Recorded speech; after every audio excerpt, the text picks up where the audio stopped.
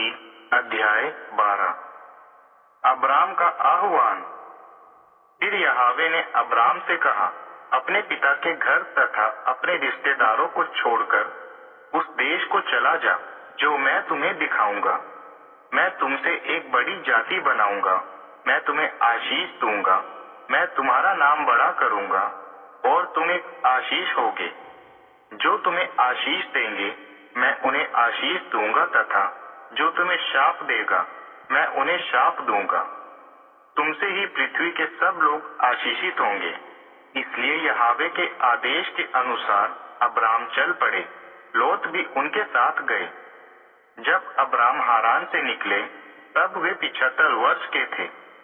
Abram अपने साथ उनकी पत्नी सारे, उनका भतीजा लोत, उनकी पूरी संपत्ति तथा हारान देश में प्राप्त दास और दासियों को लेकर कनान देश पहुंचे। वहां से अब्राम शेकेम में मोरे के बांज वृक्ष तक पहुंच गए। उस समय उस देश में कनानी लोग रहते थे। यहोवा ने अब्राम को दर्शन दिया और कहा, तुम्हारे वंश को मैं यह देश दूंगा।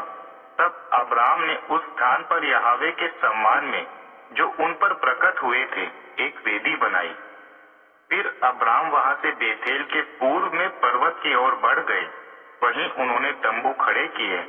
उनके पश्चिम में बेतेल तथा पूर्व में अय नगर थे। अब्राम ने वहां यहोवा के सम्मान में वेदी बनाई और आराधना की। वहां से अब्राम नेगेव की ओर बढ़े। अब्राम का मिस्र प्रवास। उस देश में अकाल पड़ा। तब अब्राम कुछ समय के लिए मिस्र देश में रहने के लिए चले गए, क्योंकि उनके देश में भयंकर अकाल पड़ा था। जब वे मिस्र देश के पास पहुंचे तब अब्राम ने अपनी पत्नी सारे से कहा, सुनो, मुझे मालूम है कि तुम एक सुंदर स्त्री हो।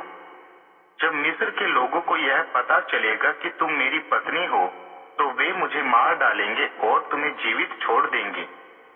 इसलिए तुम यह कहना कि तुम मेरी बहन हो, ताकि वे मुझे नहीं मारे। जब अब्राहम मिस्र देश पहुंचे तब मिस्रियों ने सारे को देखा कि वह बहुत सुंदर है, और फरो के अधिकारियों ने भी सारे को देखा। तो उन्होंने फरो को उसकी सुंदरता के बारे में बताया और सारे को फरो के महल में लाया गया। फरो ने सारे के कारण अब्राहम के साथ अच्छा व्यवहार किया। उसने उसे भेड़े, बैल, गधे, गधिया, ऊंट तथा दास दासियां दिए। पर यहोवा ने अब्राम की पत्नी सारे के कारण फरो तथा उसके घर पर बड़ी बड़ी विपत्तियां डाली।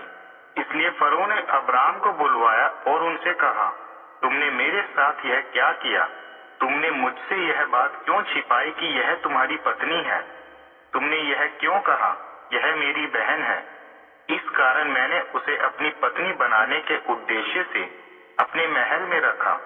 इसलिए अब तुम उसे अपने साथ लेकर यहाँ से चले जाओ। तब फरो ने अपने अधिकारियों को अब्राम के बारे में आदेश दिया और उन्होंने अब्राहम को उनकी पत्नी और उनकी सब संपत्ति के साथ विदा किया।